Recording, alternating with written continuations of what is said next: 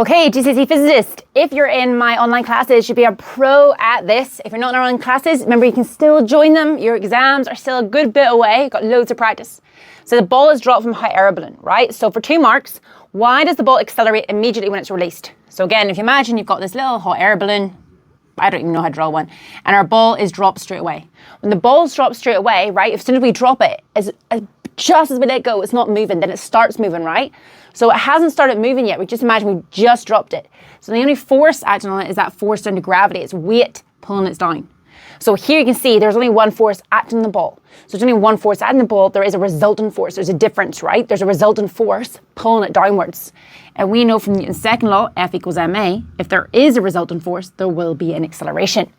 So why the ball accelerates when it's released, as the only force acting on the ball is weight, or you could say gravity, whichever one you like better. So there is a resultant force on the ball, or on the object. Maybe add that equation you've won, F equals ma. Okay, next one says, why does it eventually reach terminal velocity? Okay, so you know what terminal velocity is. Terminal velocity means something's falling at constant speed.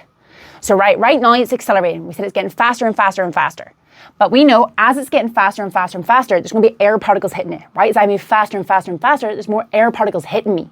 So as it's moving faster and faster and faster, that force of air resistance is going to keep increasing. So the force of air resistance keeps increasing until eventually it becomes equal to the weight. Now here we can see that the resultant force is 0. Remember, resultant means difference. The difference in the two forces is 0. If the resultant force becomes 0, that must mean the acceleration is 0. So that's when it's no longer accelerating. So if it's no longer accelerating, it's traveling at constant speed. So why does it reach terminal velocity? It reaches terminal velocity as the speed increases, the force of air resistance increases until it equals the downward force of weight or gravity.